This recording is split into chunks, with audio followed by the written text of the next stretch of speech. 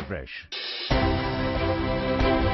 नमस्कार, मैं हूं अमृत तिवारी। आप देख रहे हैं रिपब्लिक भारत की विशेष पेशकश महाराष्ट्र की विकास गाथा। इस विशेष पेशकश में हम आपको दिखाएंगे वो बड़ी और महत्वपूर्ण खबरें जो न सिर्फ राज्य की दिशा बदल रही हैं बल्कि विकसित भारत के सपने को साकार करने में सहायक भी साबित हो रही हैं। तो चलिए शुरुआत करते हैं उन बड़ी खबरों से जो सुर्खियों में रही। नवी मुंबई इंटरनेशनल एयरपोर्ट पर यात्रियों के सफर को सुगम और सुरक्षित बनाने के लिए भारत टैक्सी सेवा का औपचारिक शुभारंभ हो गया है।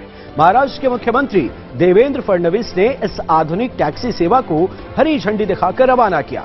जीपीएस ट्रैकिंग, डिजिटल पेमेंट और निर्धारित किराए जैसी सुविधाओं से लैस ये पहल यात्रियों को पारदर्शी और भरोसेमंद सफर का अनुभव देगी।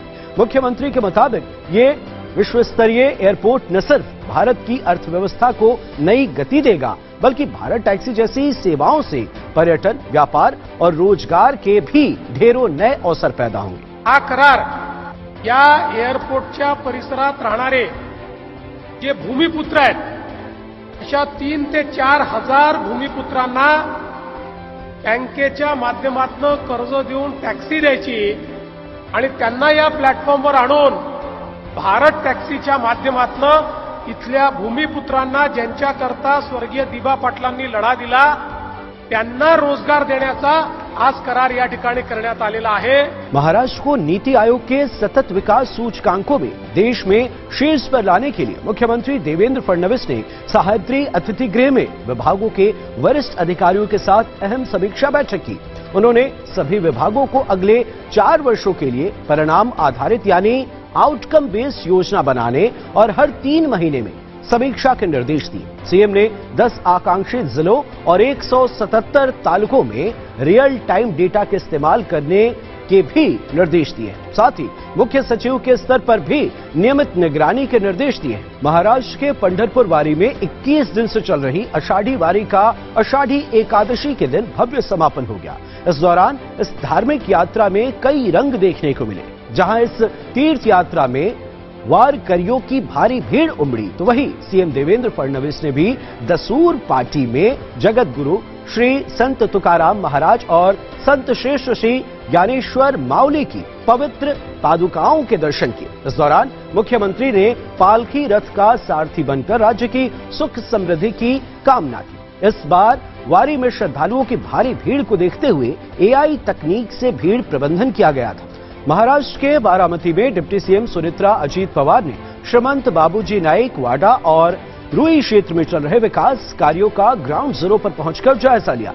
डिप्टी सीएम ने इस दौरान वरिष्ठ अधिकारियों के साथ बैठक कर जारी निर्माण कार्यों की गुणवत्ता और प्रगति की समीक्षा भी की। डिप्टी सीएम ने अधिकारियों को निर्देश दिए कि विकास कार्य गुणवत्तापूर्ण, तय समय सीमा में और नागरिकों की आकांक्षाओं के साथ ही आदरणीय अजीत दादा द्वारा उपेक्षित मानकों के अनुरूप पूरे किए जाएं। कोल्हापुर को जल्द ही अंतर्राष्ट्रीय स्तर के क्रिकेट स्टेडियम और मल्टी स्पोर्ट्स हब की सौगात मिलने जा रही है। मुख्यमंत्री देवेंद्र फडणवीस और उप मुख्यमंत्री सुनेत्रा पवार की मौजूदगी में खेल विभाग और कोल्हापुर जिला क्रिकेट एसोसिएशन के बीच एमओयू पर हस्ताक्षर किए गए। करबीर तालुका में 31 एकड़ जमीन पर बीसीसीआई और आईसीसी के मानकों के अनुसार 35,000 दर्शक क्षमता वाला स्टेडियम बनाया जाएगा, जहां तीरंदाजी, कुश्ती और मुक्केबाजी जैसी सुविधाएं मिलेंगी। देश में प्राचीन ग्रंथों और पांडुलिपियों को सहेजने के लिए ज्ञान भारतम अभियान चल रहा है ताकि भारत के प्राचीन साहित्य का डिजिटलाइजेशन हो सके। इस अभियान से जुड़ने के लिए महाराष्ट्र के उप मुख्यमंत्री एकनाथ शिंदे ने भी प्रदेशवासियों का आह्वान किया है। उन्होंने अपील की है कि लोगों के पास मौजूद 75 साल से पुरानी प्राचीन पांडुलिपियों और ग्रंथों को इस अभियान में दर्ज कराया जाए। सीएम ने स्पष्ट किया कि ग्रंथों का मालिकाना हक मूल मालिकों के पास ही रहेगा, जबकि सरकार अपने खर्च पर इसका संरक्षण और डिजिटलीकरण करेगी। हे अभियान म्हणजे आपल्याकडे असलेला हा अनमोल ठेवा जतन करण्याची एक मोठी मोहीम आहे। आपल्याकडे असलेली जुनी हस्तलिखिते म्हणजेच 75 वर्षापूर्वीची हाताने लिहिलेली पुस्तके किंवा ग्रंथ, मग ती कोणत्याही भाषेत असो, कोणत्याही लिपीत असो, त्याचं जतन आणि डिजिटाइजेशन केलं जाणार आहे। तो ये थी महाराष्ट्र के विकास की गाथा। अगले सप्ताह हम फिर लौटेंगे राज्य की प्रगति के नए अध्यायों और प्रेरणादायक कहानियों के साथ। तब तक के लिए नमस्कार, जय महाराष्ट्र।